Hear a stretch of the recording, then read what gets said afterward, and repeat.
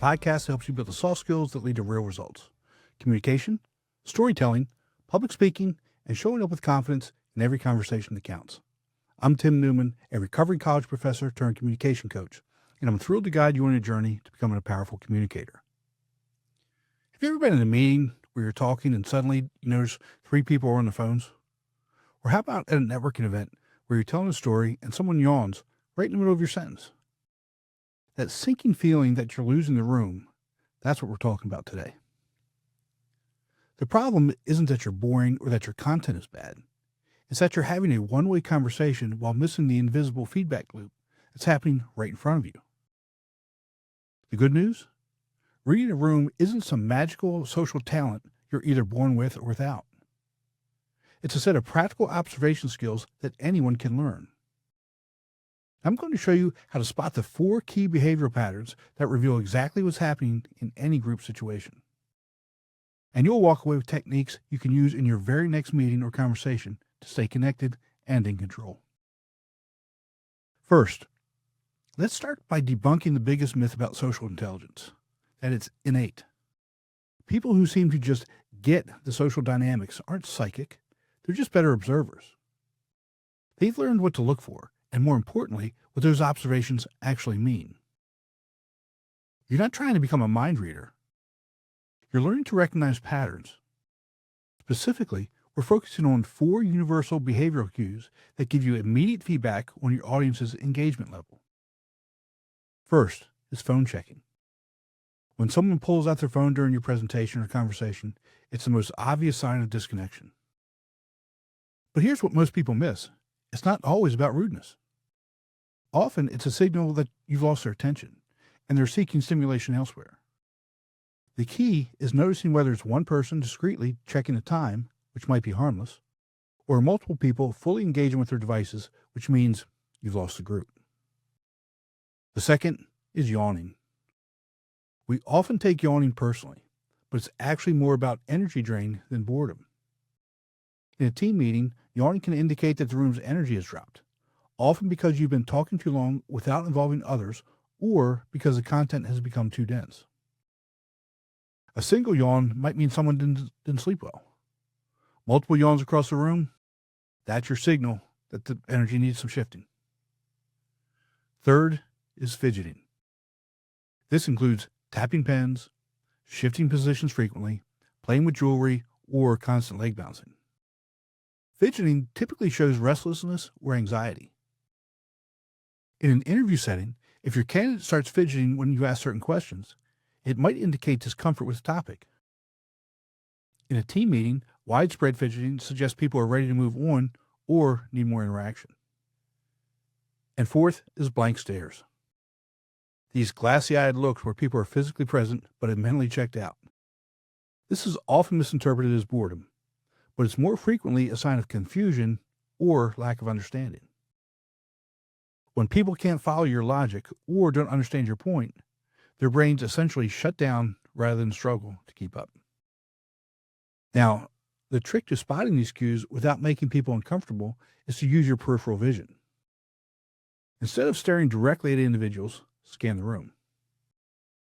Notice patterns rather than focusing on specific people. Look for clusters of behavior. If 2 people start fidgeting around the same time, that's more significant than one person doing it alone. But here's the crucial point. Simply noticing these behaviors is useless if you don't understand what they actually mean in context. Observation without interpretation is just data collection. And this is where emotional intelligence comes into play.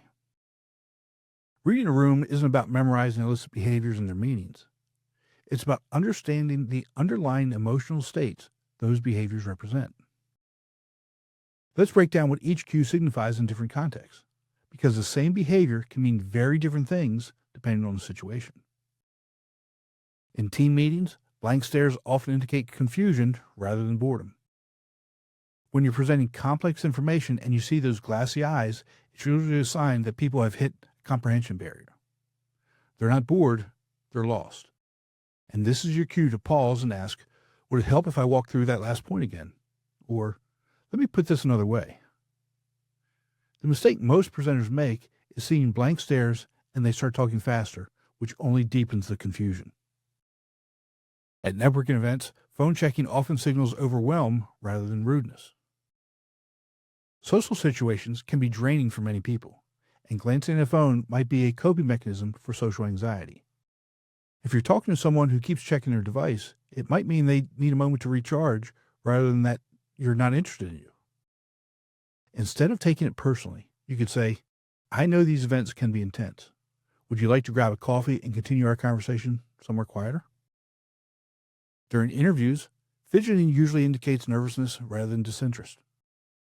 A candidate playing with their pen or shifting in their seat is likely anxious about making a good impression.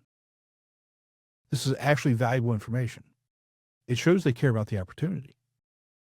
Recognizing this allows you to help them relax by saying something like, I know interviews can be nerve-wracking. Please know this is just a conversation. This not only helps them perform better, but also shows your emotional intelligence as an interviewer. The danger of misinterpreting cues without context is that you'll make the wrong adjustments.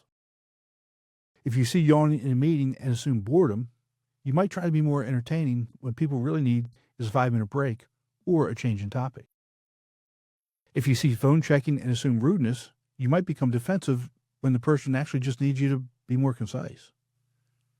Let's do a quick exercise to practice this.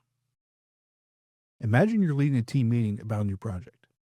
You notice Sarah keeps looking at her phone. Mark is yawning, and several people have blank stares. Based on emotional intelligence principles, what's likely happening?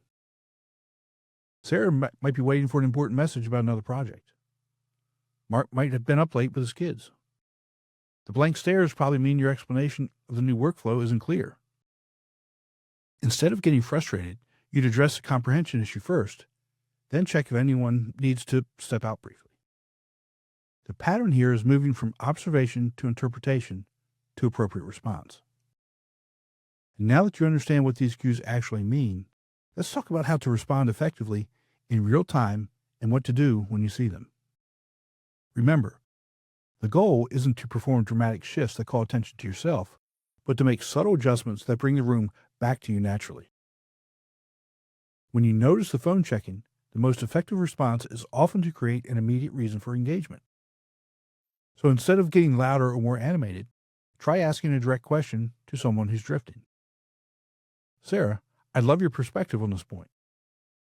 Works because it's inclusive rather than confrontational. Or shift to a more interactive format. Let's break it into pairs for 2 minutes to discuss this concept. The key is creating a natural transition that makes putting phones away feel more like the obvious choice. For yawning, you need to address the energy drain directly. If you see multiple people yawning, it's usually a sign that you've been in presentation mode for too long. And the simplest fix is to change the physical dynamic. Say, let's all stand up for a moment and stretch. Or, why don't we move over to the whiteboard for this next part? Changing people's physical position automatically changes their mental state. If standing isn't practical, even switching from slides to a quick discussion can reset the energy. And when you observe fidgeting, your response should be calming and grounding. People fidget when they feel restless or anxious, so adding more stimulation will backfire. Instead, slow your pace slightly, lower your voice rather than raise it, and use more pauses between your points. You might say, let me pause here because this is important, which gives people a moment to reset. In one-on-one situations like interviews, acknowledging the tension can be powerful. I know this can feel like a lot to process. Shows empathy while helping them relax. Blank stares require clarification and re-engagement. When you see those glassy eyes, it's usually a comprehension issue. The worst thing you can do is talk faster or add more information. Instead, pause and check for understanding. Say something like, I want to make sure I'm explaining this clearly. What questions are coming up for people? Or use a concrete example, such as, let me make this practical. Here's what this looks like in our daily workflow. The goal is to bridge the gap between abstract concepts and tangible application. Building this observation-reaction feedback loop takes practice, but it becomes intuitive over time. The sequence is always notice the pattern, interpret its meaning based on context, then implement the appropriate response. What's fascinating is that as you get better at this, you'll start anticipating these moments rather than just reacting to them. Developing the habit of constant, subtle room scanning is like developing any muscle. It feels awkward at first, but becomes automatic. And the key is to make your scanning brief and periodic rather than constant staring. Glance around the room every minute or two, looking for clusters of behavior rather than focusing on individuals. Notice if multiple people are showing the same cue around the same time. That's when you know it's a room-wide issue rather than an individual quirk. These skills aren't about manipulation, they're about connection. When you respond appropriately to the cues you're seeing, you're showing people that you're paying attention to their experience, not just delivering your content. And what happens with regular practice is that this process transforms from conscious effort to natural intuition. At first, you'll be mentally checking off cues like a checklist. Okay, I see phone, so I need to ask a question. But after a few weeks of intentional practice, you'll start noticing these patterns automatically, and your responses will feel more fluid and natural. And the confidence that comes from understanding group dynamics is profound. Instead of that nagging anxiety about whether people are engaged, you'll have actual data. You'll know when you're connecting because you'll see the signs. People leaning forward, making eye contact, nodding along. And you'll know when you're losing them because you'll recognize the early warning signs before the entire room checks out. This awareness changes your role in any group situation. You become an intentional, responsive communicator rather than someone just delivering information.